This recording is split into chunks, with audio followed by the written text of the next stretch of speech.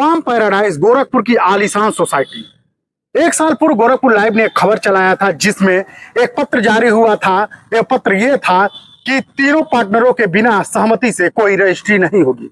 बकायदा palm paradise के सामने एक नोटिस बोर्ड लगाया गया था जिसमें यह स्पष्ट रूप से कहा गया था कि तीनों पार्टनरों के अलावा अगर कोई रजिस्ट्री करता है, कोई किसी को पैसा देता है तो स्वतः की जिम्मेदारी होगी। हालांकि एक साल बीत जाने के बाद 2 दिन पूर्व यह मामला फिर से तूल पकड़ा। कुछ फ्लाइट आवंटी आते हैं और गोरखपुर जर्नलिस्ट प्रेस क्लब में प्रेस वार्ता करते हैं। वो ये कहते हैं कि साहब हम तो पैसा दे दिए हैं लेकिन हमें रजिस्ट्री नहीं हो रही है। अब मामला तब मोड़ पे आता है जब उन लोगों ने ये भी कहा कि हमारे फ्लैट का चाबी बदल दिया गया, ताला बदल दिया गया, लॉक बदल दिया गया। एक कैंसर पीड़ित भी था। उसने ये कहा कि साहब मैं कैंसर का पेशेंट हूं और मैं पूरी जीवन की कमाई यहाँ पे लगा दिया और उसके बाद मेरे साथ ऐसा किया जा रहा है।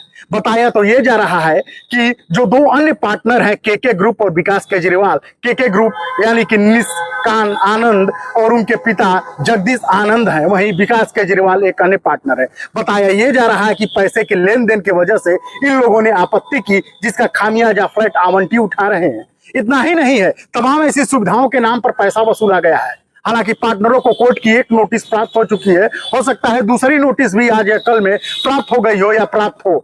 इन लोगों के द्वारा यह कहा गया कि हम जो जो सुविधाएं देंगे वो आलीशान होगी, लेकिन सुविधाएं लगभग 10 साल बीत जाने के बाद धरातल पे नहीं आई और सुविधाओं का पैसा इन लोगों के द्वारा डकार लिया गया। यह भी बताया गया कि हम इस शहर के सबसे आलीशान सोसाइटी बनाएंगे, लेकिन आलीशान सोसाइटी का नतीजा यह निकला कि पिछले 1 सालों से सोसाइटी विवादों के घेरे में है। अब सवाल ये उठता है कि क्या उन फ्लैट आवंटियों को न्याय मिल पाएगा या ये पैसा डूब जाएगा। हालांकि ये लड़ाई अभी जारी है, लेकिन अभी तीनों पक्ष के द्वारा इस पर कोई कुछ बोलने को कोई तैयार नहीं हुआ। फ्लैट आवंटी लगातार इस मामले को उठा रहे हैं। गोरखपुर जर्नलिस्ट प्रेस क्लब में प्रेस वार्ता किए, लेकिन कहीं कुछ नतीजा निकलता हुआ नजर नहीं आ रहा। तो ये भी जा रहा है कि तीनों पार्टनरों में से 2 जो अन्य पार्टनर है उनके द्वारा पैसे का लेन देन की वजह से इस तरह की जो है कदम उठाया गया है। तो पार्टनर है उसमें से एक एस्प्रा ग्रुप के अतुल सर्राफ है, दूसरा जगदीश आनंद है, एक विकास केजरीवाल है। बताया ये जा रहा है कि पैसे के बड़े लेन देन की वजह से लगभग पिछले 1 सालों से सोसाइटी में विवाद छिड़ा हुआ है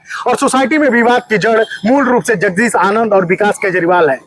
हालांकि ये तो तय है कि अब आने वाले समय में कहीं न कहीं विवाद की वजह से ये फ्लैट आवंटियों को भारी नुकसान उठाना पड़ सकता है। नुकसान इस वजह से उठाना पड़ सकता है कि जो लोग पैसा जमा कर चुके हैं उनकी रजिस्ट्री नहीं हो रही है। जो लोग पैसा जमा किए हैं उनको भविष्य में रजिस्ट्री होगी कि नहीं होगी इसका भी डर सता रहा होगा। लेकिन लाखों करोड़ों के इस प्रोजेक्ट में आखिर आम जनमानस कहाँ जाएगा। सवाल ये भी है कि कहीं भी प्रशासनिक मदद इनको नहीं मिल पा रही है। प्रशासनिक मदद इसलिए नहीं मिल पा रही है कि ये तीनों लोग गोरखपुर के रसूखदार हैं और सत्ता के संरक्षण में काम करने वाले लोग हैं। और सवाल यह है कि वो गरीब जनमानस कहां जाएगा और अपने न्याय की गुहार किससे लगाएगा।